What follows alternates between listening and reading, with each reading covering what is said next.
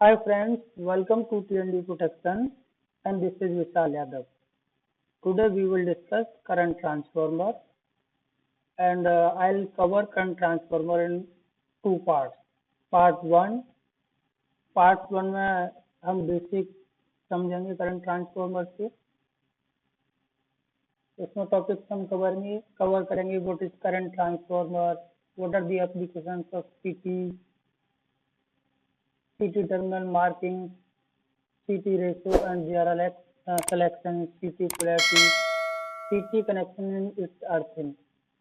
इस टॉपिक पर हम विशेष ध्यान देंगे कैसे CT कनेक्शन करने हैं और उसके स्टार पॉइंट की अर्थिंग कैसे करनी है और आप अंत तक इस वीडियो को देखें। आई होप कि ये वीडियो आपको बहुत हेल्प करेगी। और का टॉपिक है CT और अंत में हम बताएंगे कि CT पर काम करते समय हमें क्या क्या सावधानी रखनी है। तो लेट्स मूव ऑन CT। तो आइए देखते हैं करंट ट्रांसफार्मर। आप देख सकते हैं कि ये एक CT दिखाया है। ये आउटडोर CT है और जनरली जो आपके 33 kV एंड अबव जितने भी सब स्टेशन रहते हैं तो उसमें ये आउटडोर CT रहते हैं। तो आप ये फिगर में देख सकते हैं ये 220 kV सब स्टेशन की CT दर्शाई गई है। अब हम समझते हैं कि आखिर करंट ट्रांसफार्मर है क्या। बिफोर स्टार्टिंग करंट ट्रांसफार्मर हमें जानते हैं कि सब स्टेशन में we deal with large amount of power, thousands of ampere current flows at several kV voltage like 132 kV, 220 kV, 400 kV and 765 kV and thousands of ampere current और voltage को handle करना it is not an easy task. We cannot directly measure thousands of amperes और 220 kV और 400 kV voltage। तो इसके लिए हमें जरूरत है कुछ ऐसे इंस्ट्रूमेंट हों जो इस हायर वोल्टेज और हायर करंट को लोअर लेवल मैग्नीट्यूड में कन्वर्ट कर दें। तो CT उन्हीं इंस्ट्रूमेंट्स में से एक मेजरमेंट इंस्ट्रूमेंट है। CT is an instrument transformer which is used to scale down the higher magnitude current into manageable magnitude। आगे हम देखेंगे कि करंट ट्रांसफार्मर कितने तरह के, इसके टाइप्स क्या हैं। तो बेसिकली अगर कंस्ट्रक्शन बेसिस पर बात करें तो CT दो तरह की हैं, one is war type and second is wound type.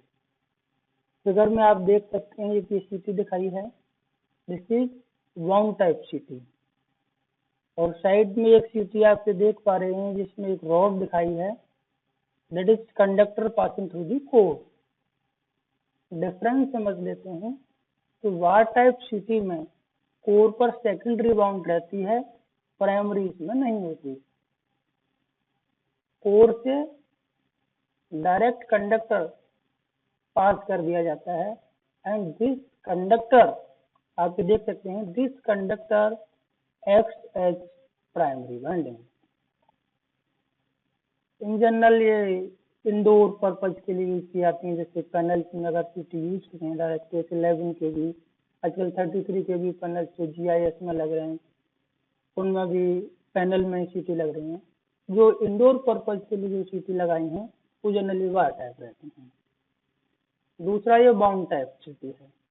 Bound type CT आप देख सकते हैं फिगर में कि इसमें कोर पर प्राइमरी और सेकेंडरी दोनों वाइंडिंग वाउंड की गई हैं।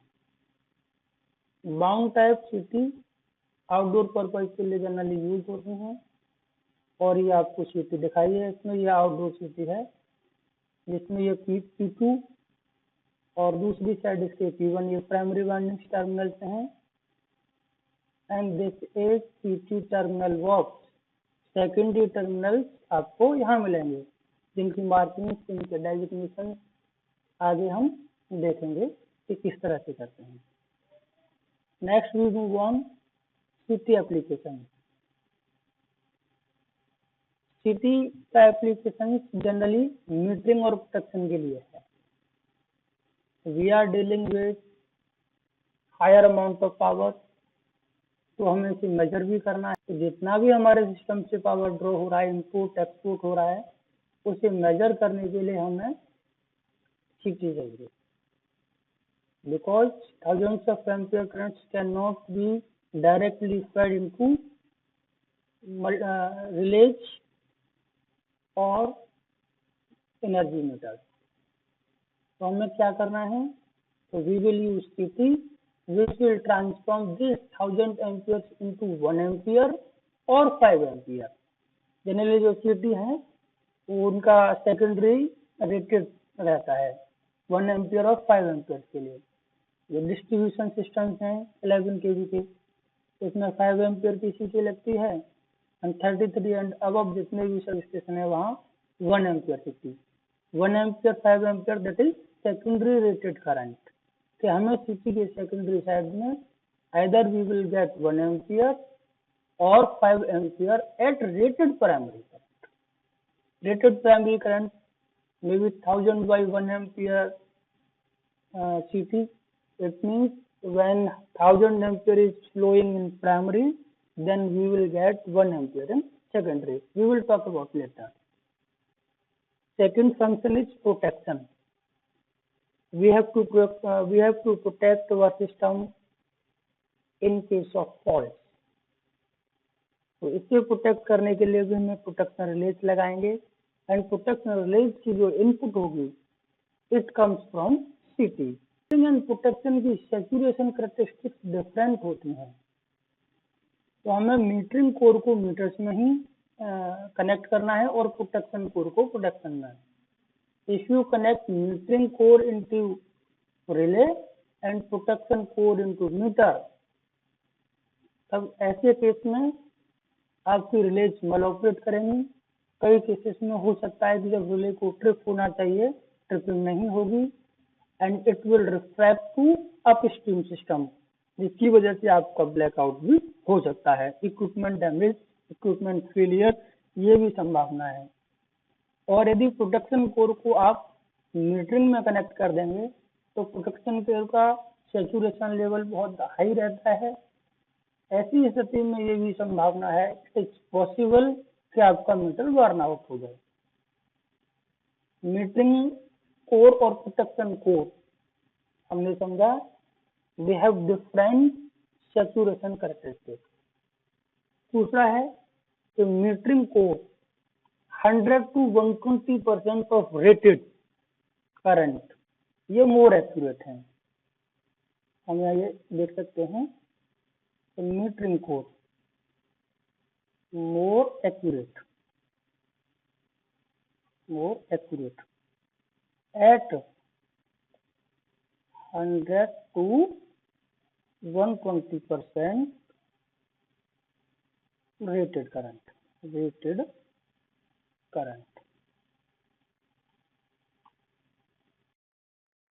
सेकेंड हमने देखा है इसका सैचुरेशन वोल्टेज वी सैचुरेशन ये कम रहता है। It means metering core early saturate हो जाती है। प्रोटेक्शन कोर के बारे में देख लेते हैं हम। वी सैचुरेशन हाई रहता है, मतलब हायर करंट पर ही जाकर के ये कहीं सैचुरेट होती है। एंड इसका एक्यूरेसी ये आपकी वाइड रेंज ऑफ करंट, इसके लिए इसकी जो एक्यूरेसी है that is moderate accuracy.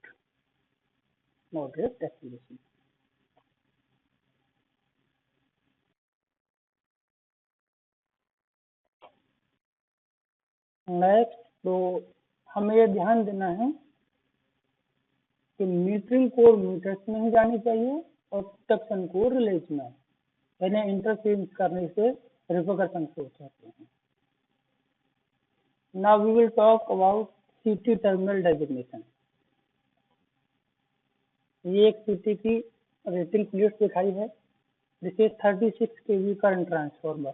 Actually, it is used for 33 kV voltage. 36 इसलिए है कि जितने भी इक्विपमेंट हैं वो रेटेड करंट का 1/10% के लिए डिजाइन है। तो अगर आप 33 को 1.1 से मल्टीप्लाई करेंगे, it comes out to be 36 kV। इसमें ये P1 और P2, S1 S2 ये टर्मिनल्स दर्शाए गए हैं। P1 and P2, these are primary winding terminals, and S1 and S2 are secondary winding terminals। तो जो भी सेकेंडरी में टर्मिनल्स होंगे आप टर्मिनल बॉक्स में देख सकते हैं। These are designated as S1 S2। If there are tappings in secondary winding, then you will find S1 S2 S3, maybe S4 S5। These tappings are used for CT ratio selection। मैं यहाँ कह सकता हूँ कि ये आपकी जो tappings हैं CT टैपिंग्स, ये आपके किस लिए यूज होंगे? For CT ratio selection. आप देख सकते हैं एक 33 kV की CT है, इसमें यहाँ लिखा है CT ratio 800-400-1-1-1। It means this CT can be used for 800 by 1 ampere, and the same CT can also be used for 400 by 1 ampere. Its rated primary current is 800 and 400. As per our requirement, we will use this CT for 800 by 1 ampere or for 400 by 1 ampere। और इसमें हम ये देखेंगे कि इसका CT ratio कैसे select करना है। Because it has two ratios, 800 and 400. Suppose I have to use it for 400 by 1 amps, then इसके कनेक्शन किस तरह से होंगे, इसका रेशियो सिलेक्शन कैसे होगा, we will talk it in next point. यहाँ हम देख सकते हैं एक CT दिखाई है ये, जिसमें P1 C1 P2 C2 ये प्राइमरी वाइंडिंग टर्मिनल हैं। यहाँ C1 C2 ratio selection purpose के लिए है। इस फिगर में आप देख सकते हैं P1 P2 है प्राइमरी वाइंडिंग में, सेकेंडरी वाइंडिंग में S1 S2 S3 है। तो यहाँ जो भी अगर हम रेशियो सिलेक्शन करेंगे, it will be done from secondary side, that is from S1 to S2 S1 to S3। यहाँ हमें ये भी ध्यान रखना है कि CT रेशियो जब भी सिलेक्ट करेंगे तो हमारे कनेक्शन S2 S3 के बीच नहीं हो सकते। पहला मार्किंग, हमारा पहला टर्मिनल हमें जो यूज करना है, it is fixed and it is S1, हमें S1 को यूज करना ही है। तो we can take out connection like S1 S2 S1 S3, not S2 S3। तो ये हमें ध्यान रखना है। इस केस में S1 S2 सेकेंडरी में यूज होंगे, there is no tappings in secondary. अगर हमें इस CT का रेशियो सेलेक्ट करना है, then we will select it from S1 from primary side using C1 C2 and P1 P2। एक ही CT है, बाकी CT में आपने देखा S1 S2 है, S1 S2 S3। Here we are seeing 1 S1 1 S2 2 S1 2 S2, and in primary side P1 P2। So 1 S1 1 S2, this is core 1, core first, and this is core second। That is, we have a CT which has two cores in secondary side. One may be used for metering purpose and second may be used for relaying purpose, protection purpose। अब इसमें हमें ये ध्यान देना है कि इसमें कौन सी कोर मीटर में जाएगी, कौन सी प्रोटेक्शन में, because we have already discuss that metering core and protection core both have different saturation characteristic. तो हमें ये ध्यान रखना होगा कि मीटरिंग कोर मीटरिंग में जाए। इससे हम कैसे पता लगाएं कि हमारी इसमें कौन सी कोर मीटरिंग है और कौन सी प्रोटेक्शन।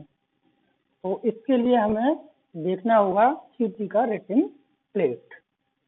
मैं यहीं आपको क्लियर कर दे रहा हूँ कि मीटरिंग कोर और प्रोटेक्शन कोर को हम कैसे आइडेंटिफाई करेंगे। तो लेट्स सी सीटी रेटिंग प्लेट। आप यहाँ देख सकते हैं एक सीटी है, इसमें 3 कोर दिखाए हैं, core first, second and third. वर्डन है पहली कोर का 10 MVA, कोर सेकंड थर्ड, इसका वर्डन डेड करके लिखा है। देन देखेंगे हम एक्यूरेसी क्लास, ये 0.2S है और ये PS है। एक्यूरेसी क्लास, सैचुरेशन वोल्टेज, नी पॉइंट वोल्टेज, सीटी ratio error, dimensioning factor of सीटी, accuracy limit factor, instrumentation safety factor, and DC saturation, AC saturation of CT. We will talk about these specification in next video. तो अगर आपको details में समझना है सीटी को तो आप हमारा नया नेक्स्ट वीडियो देख सकते हैं। तो अभी हमें सिर्फ ये देखना है कि मीटरिंग कोर कौन सा है, प्रोटेक्शन कोर कौन सा है। तो जिस भी एक तरीका इसका है तो सबसे इजी तरीका है कि आप एक्यूरेसी क्लास देखेंगे। जिस भी सीटी का एक्यूरेसी क्लास 0.2, 0.2S, 0.5 इस तरह से दिया होगा, दैट इज मीटरिंग कोर। और जिस कोर का एक्यूरेसी क्लास 5P10, 10P20 या फिर PS, TPX, TPY, TPZ ये लिखा रहेगा एक्यूरेसी क्लास ये, तो definitely it is protection core.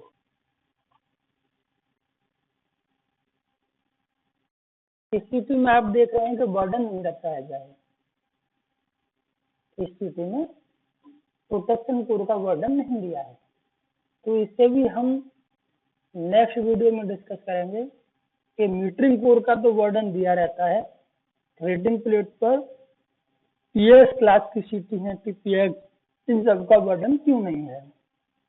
हालांकि 33 kV तक की जो सीटी हैं उनमें प्रोटेक्शन कोर का भी कुछ न बर्डन दिया रहता है, लेकिन 132, 220 kV, 400 kV and so on in cities में बर्डन वाला अगर कॉलम आप देखेंगे तो ये डेड करके रहेगा। इसका कारण क्या है ये हम नेक्स्ट वीडियो में बताएंगे। दूसरी सीटी आप ये देख सकते हैं, इसमें इसका पर्पस क्लियरली इंडिकेट कर दिया है, लेकिन इसमें आप देख पा रहे हैं तो इसमें ये नहीं दिखाया गया है कि कौन सी कोर मीटरिंग है और कौन सी प्रोटेक्शन। लेकिन इस सीटी में ये क्लियर है कि core first that is metering core, second is protection, third is also protection. Class is 0.2, core second class PS, third is also PS. We will discuss it in detail in next part. तो इसमें हम अब तक ये समझ चुके हैं कि सीटी टर्मिनल किस तरह से मार्क रहते हैं, कौन सा टर्मिनल प्राइमरी होगा, कौन सा सेकेंडरी, क्या टैपिंग्स हैं, core identification, which core is use for metering and which one is for protection, ये सब हमने इसमें देखा है। Next, I'll tell you how to select CP ratio. यहाँ आप देख सकते हैं, हम इस सीटी की बात करते हैं। इसका रेटेड करंट 800/400 by 1 ampere है। That is, we have two ratios in this CT. One is 800/1 and second is 400/1. Suppose I have to use it for 400 by 1. Then I'll see connection diagram, which is clearly indicated here. In primary, there is P1 and P2. It means no C1, C2, and ratio will be selected from secondary side. अब ratio केवल secondary से select करना है. In secondary side we have 1s1, 1s2, 1s3. That is 1s2. ये tappings देखेंगे इसमें 2s2, 3s2. These are tappings in secondary side. अब मुझे CT की प्लेट को ध्यान से रीड करना है. यहाँ कोर फर्स्ट के लिए it is clearly mentioned 1s1 and 1s2 are used for 400 by 1. तो मेरा जो भी कनेक्शन होंगे I take it from 1s1 and 1s2 for 400 by 1 ampere. And for 800 by 1 ampere, I have to use 1s1 and 1s3. Here one question arises. Suppose I have used 1s1 and 1s2 for 400 by 1 ampere ratio. Then मुझे इस 1s3 का क्या करना है? हो सकता है कुछ सिटीज ऐसी भी हैं जिसमें और भी टैपिंग्स होंगी, 1s4, 1s5 भी होगा. Let me show you another city. आप ये देख सकते हैं.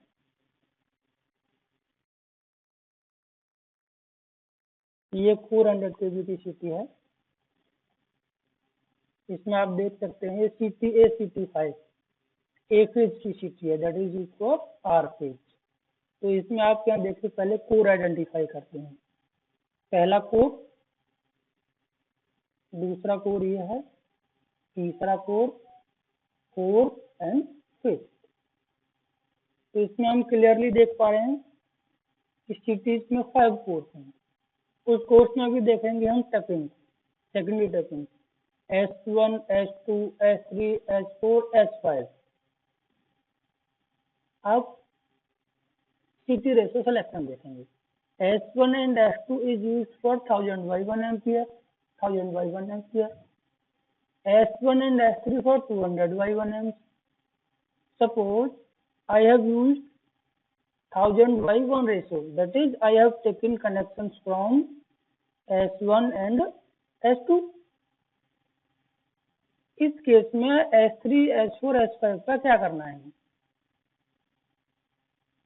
इन दिस केस आपको S1, S2 से कनेक्शन लेने के बाद S3, S4, S5 टैपिंग्स को एज इट इज रहने देना है, ओपन रहने देना है. As it is mean open रहने देना है. कई बार ये देखा गया है कि कुछ engineer S3, S4, S4, S5 इन्हें शॉर्ट कर देते हैं. It is not allowed. आपको जिस भी टैपिंग से कनेक्शन लेने हैं, बाकी की टैपिंग्स को आपको एज इट इज छोड़ देना है, ओपन छोड़ देना है.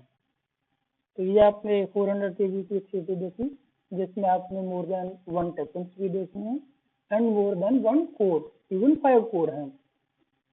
इसमें कुछ कोर्स आपके मीटर्स के लिए रहेंगे, बाकी की प्रोटेक्शन के लिए. तो आइए नेक्स्ट देखते हैं.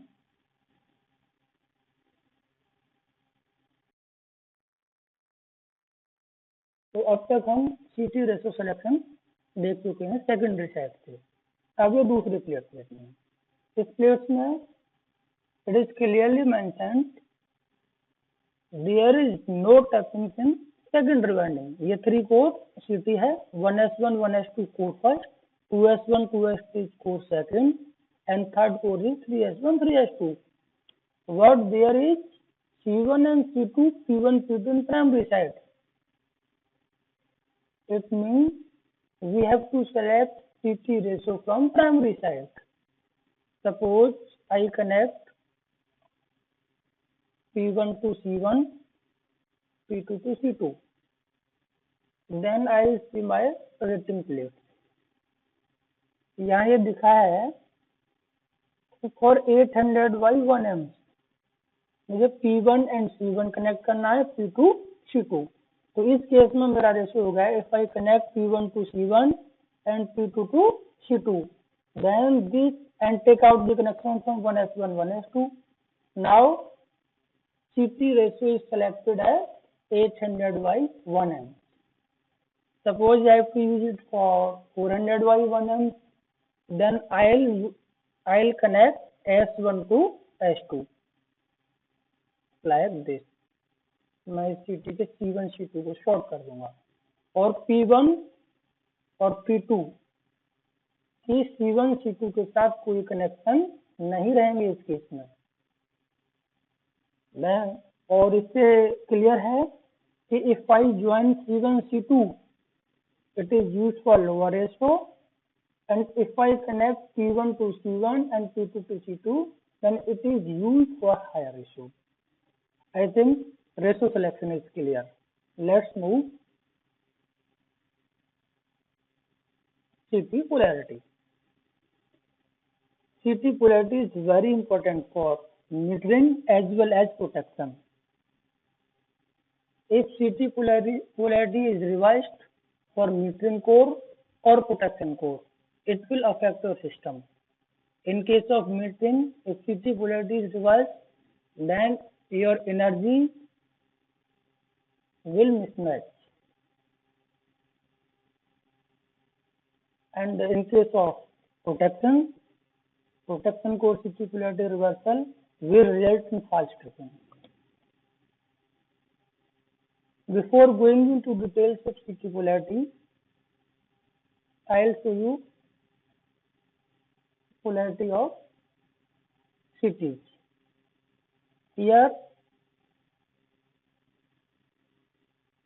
this is P1, P2 in primary, S1, S2 in secondary. Here this dot indicates polarity mark. आप ड्राइंग्स में रिलेज की सर्किट्स देखेंगे तो सीटी पोलैरिटी के लिए उसमें एक मार्क दिया रहता है कि ये पॉइंट मेरा पोलैरिटी पॉइंट है, दैट इज सीटी करंट इस पर इन होगा. What does it mean for polarity का हमारे लिए क्या मतलब है? Suppose if P1 is instantaneous positive in primary, then S1 would be positive instantaneous. जिस समय P1 पॉजिटिव होगा उस समय S1 भी मेरा पॉजिटिव होगा. Suppose current flows from P1 to P2, then in secondary it will flow from S1 to S2, that is it will leave from S1 and enter into S2. इसे आप test भी कर सकते हैं. ये एक डायग्राम दिखाया है, ये आपका गैल्वेनोमीटर है, गैल्वो, और ये आपका सेंटर में है, शुरुआत में सेंटर में है. प्राइमरी साइड में P1 को पॉजिटिव देंगे, एक बैटरी से 9 वोल्ट की बैटरी ले सकते हैं, 1.5 वोल्ट के सेल से भी हो जाता है. और this is her polarity mark. If I connect positive terminal of battery to P1, then current will leave from S1 like and will enter to S1. यानी सर्किट आपका S1 से S2 क्लियर हो जाएगा. And I connect S1 terminal of secondary side to positive terminal of galvo and S2 to negative terminal. Then in this case galvanometer deflection will be towards positive side. Then CT polarity is okay. If it move from, this is okay, polarity okay. If it moves from positive to negative, galvo के पीछे आप देख सकते हैं left hand में आपका negative लिखा रहेगा और राइट हैंड में पॉजिटिव. तो यदि गैल्वो पॉजिटिव से नेगेटिव जा रहा है, इट मीन एंटी क्लॉकवाइज इसकी रोटेशन है, तो रिवर्स पोलैरिटी है. Reverse polarity. यहाँ ये क्लियर करना चाहूंगा कि यहाँ बैटरी का जो फिगर में दिखाया है डायरेक्ट बैटरी को लगातार कनेक्ट दिखाया है, सर्किट में कोई स्विच नहीं है। आपको ये पॉजिटिव कुछ समय के लिए टच करके देना है। आप चाहे तो इसमें डोरबेल स्विच भी लगा सकते हैं कि हल्का सा ऐसे क्लोज करेंगे इससे, देन ओपन कर देंगे। अगर आप डायरेक्ट इसको लगा के रखेंगे तो ये डीसी है और डीसी से आपका सेकेंडरी साइड में इंडक्शन नहीं होगा। तो हमें ये ध्यान रखना है कि एक टर्मिनल को नेगेटिव को फिक्स रखेंगे और पॉजिटिव टर्मिनल को यहाँ P1 पे हल्का सा फ्लिप करेंगे। इसे फ्लिप टेस्ट भी कह सकते हैं आप। ये है इसे फ्लिप टेस्ट, ये कहते हैं फ्लिप टेस्ट। तो आप इसे लगातार देके रखेंगे, उस समय आपको इंडक्शन नहीं मिलेगा। अब बात आती है कि इफ सीटी पोलैरिटी इज रिवर्स्ड तो इसका क्या इफेक्ट आएगा। As we know that we are dealing with three-phase system here, and in three-phase system there is 120 degree phase apart. Suppose this current is IR, this is IY, and this is IB, and this is 120 degree, 120 and 120. Suppose in case of metering city,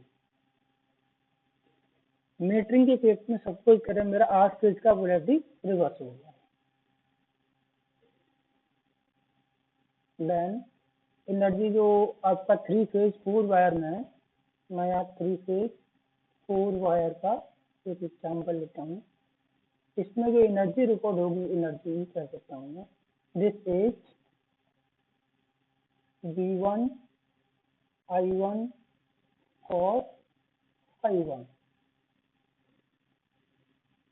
time से multiply कर देंगे तो ये energy हो जाएगी, वैसे ये actually power है। तो मैं इसे ई से ही दिखा दिया है कि we integrate power then we will get energy. V1 I1 cos ∅1 plus V2 I2 cos ∅2 plus V3 I3 cos ∅3। Load balance माना है मैंने इस केस में। उस केस में V1 V2 V3 भी बराबर है, V के बराबर हो गए, एंड I1 I2 I3 ये भी बराबर है आपका, तो I होगा I। तो इस केस में मैं कह सकता हूँ, और ∅1 ∅2 भी बराबर है, तो सिंपली मेरा पावर हो गया VI cos ∅। सपोज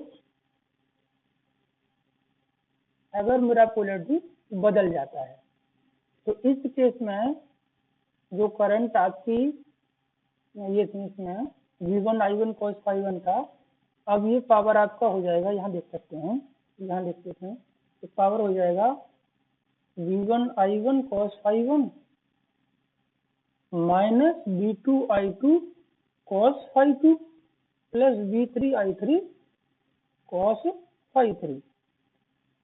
क्योंकि आपका I2 का डायरेक्शन बदल गया है, तो ये प्लस से माइनस में 180 डिग्री में से शिफ्ट आ गया है।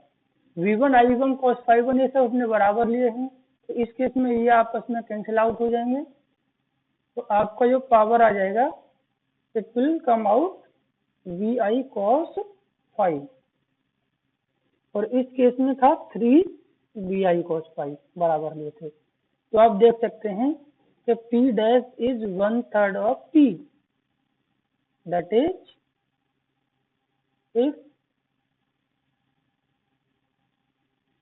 any one CT polarity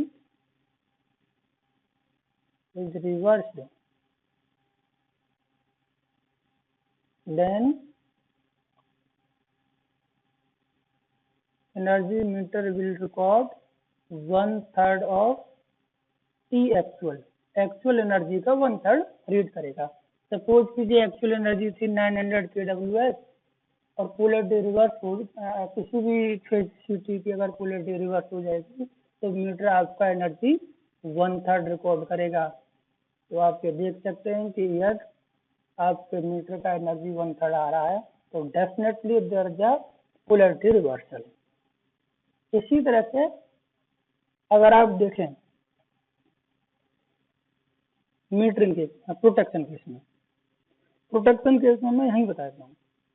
protection case में if CT polarity is reversed, then it will affect your earth fault relay, because in balanced conditions आपको करंट न्यूट्रल में 0 मिलना चाहिए था, लेकिन पोलैरिटी रिवर्सल के बाद ये 0 नहीं रहेगा। आई न्यूट्रल करंट जो रहता है हमारा, that is I A angle 0 degree balance case में, I B angle -120 degree plus I C angle 120 degree.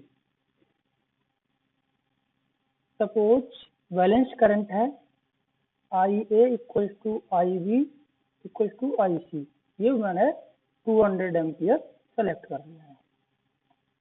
इस केस में मेरा जब पोलैरिटी रिवर्सल नहीं है तो मैं कह सकता हूँ this will come out 200 angle 0, 200 angle -120 degree plus 200 angle 120 degree, and this will come out to be 0. Neutral का करंट 0 होगा। केस सेकंड, केस 1, इसमें क्या था,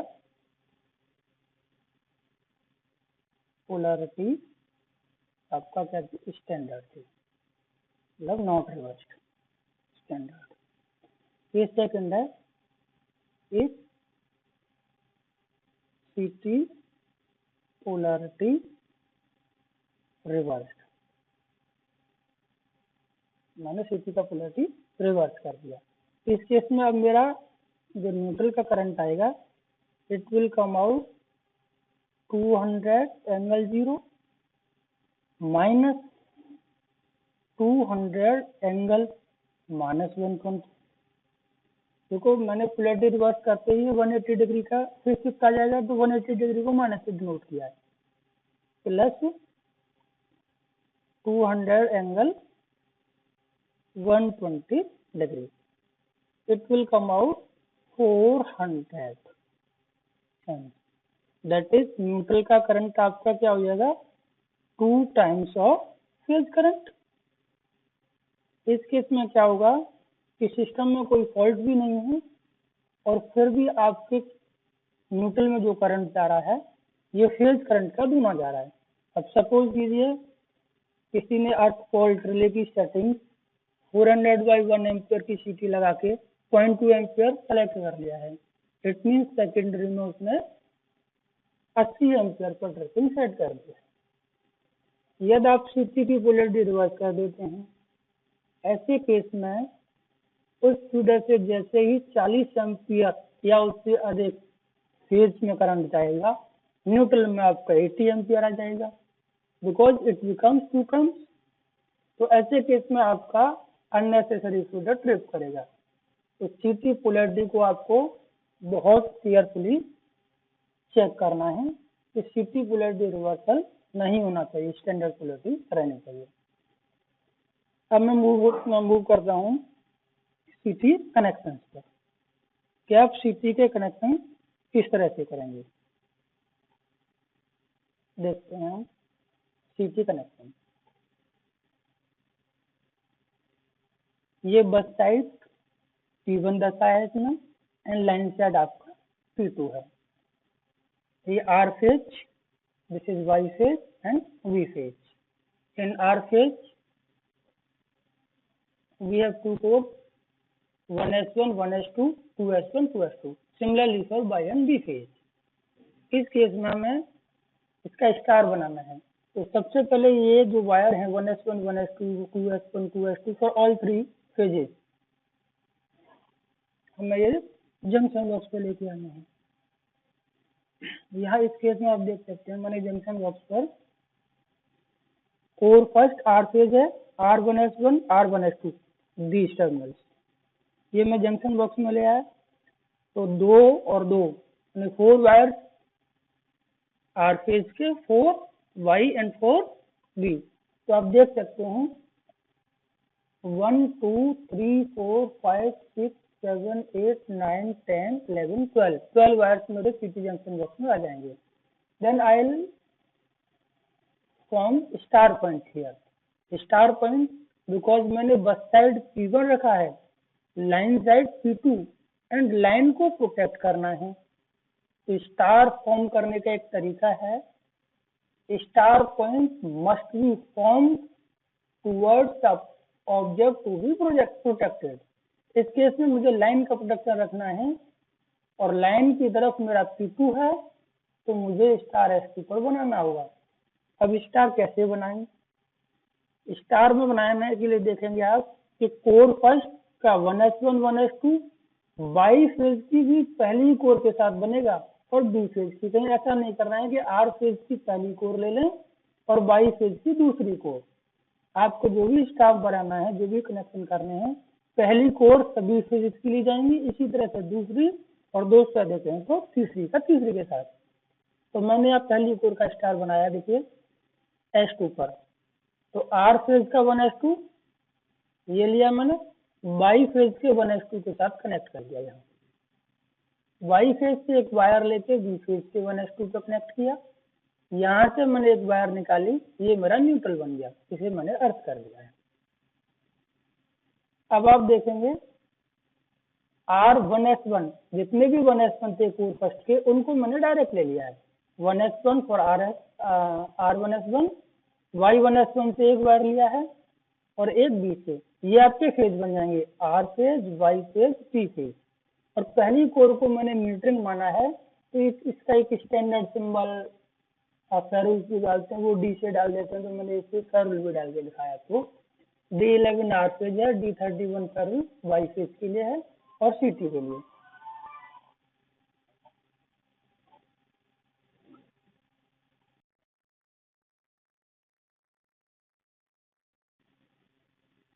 इसी तरह से मैंने कोर सेकंड का स्टार बना लिया है। अब नेक्स्ट मेरा जो लास्ट टॉपिक है, लास्ट पॉइंट है, CT स्टार पॉइंट अर्थिंग। तो इसी स्टार पॉइंट को अर्थ कैसे करें? यहाँ मैंने स्टार पॉइंट को अर्थ दिखाया है, नेक्स्ट स्लाइड में मैं आपको दिखाता हूँ किस तरह से स्टार पॉइंट को अर्थ करना है। Star point should be earth at one and only, केवल एक ही एंड पर आपको स्टार पॉइंट को अर्थ करना है।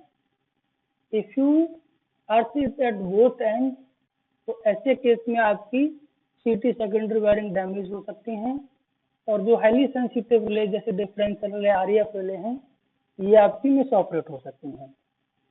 इसका रीजन आप यहाँ पढ़ सकते हैं, इसमें मैंने ये दर्शाया भी है कि सपोज करो आपने इसे, ये आपका न्यूट्रल है, सेकेंडरी न्यूट्रल, इसे दोनों एंड पे अर्थ कर दिया है, ये स्टेशन की अर्थमेट है। Suppose a fault occurs at this point, then primary current IF, it will flow through earthmat and neutral is earth at both end. It will act, this neutral, secondary neutral will be in parallel of this earthmat, this fault current अर्थ में आएगा, इस तरह से आ सकता है, कुछ current उधर भी जा सकता है, ये करंट है और ये करंट इस तरह से है। दूसरा करंट ये अर्थ, क्योंकि यहाँ ट्रांसफार्मर के न्यूट्रल को देखिए अर्थ दिखाया है, तो ये कुछ बाकी करंट आपका न्यूट्रल में आएगा। तो देयर इज अ चांस कि आपकी primary fault current can directly pass through the secondary winding and it may damage your secondary wiring और it can cause misoperation of relay. तो आपको ये ध्यान रखना है कि CT स्टार पॉइंट केवल एक ही पॉइंट पर आपको करना है। जनरली आप इसे CT मास्किंग बॉक्स में कर सकते हैं। GIS सब स्टेशन कहते हैं जिसमें CT मास्किंग बॉक्स नहीं है या वहाँ करने का प्रोविजन नहीं है, तो ऐसे केस में इनका स्टार LCC पैनल्स में बना दिया जाता है और आप इन पॉइंट्स को केयरफुली आप रीड कर सकते हैं। सेकंड पॉइंट है कि डिफरेंशियल रिलेज के स्टार पॉइंट को कैसे अर्थ करें। कई बार ये देखा है कि कुछ इंजीनियर्स का मानना है कि डिफरेंशियल रिलेज के स्टार पॉइंट केवल एक ही साइड अर्थ होना चाहिए। एक ही साइड मीन्स, एक ही साइड का मतलब है HV साइड या LV साइड।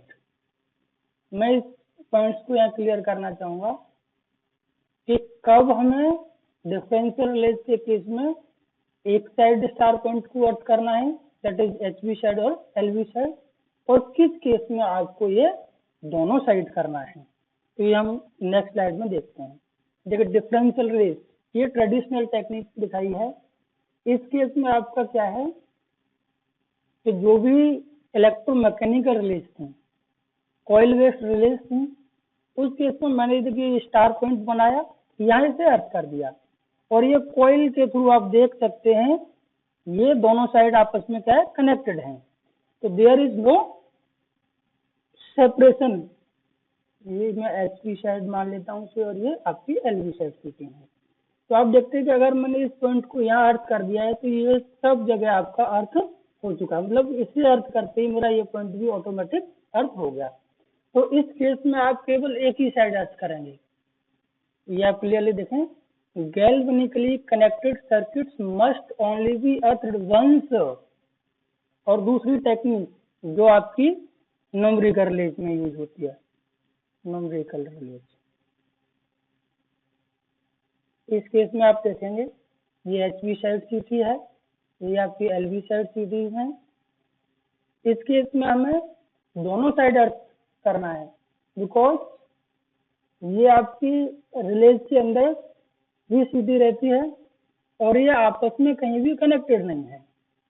इस केस में यदि मैं HV की वायरिंग को, HV की सेकेंडरी वायरिंग को अर्थ कर दूंगा तो फिर LV की सेकेंडरी वायरिंग अर्थ नहीं हो पा रही है।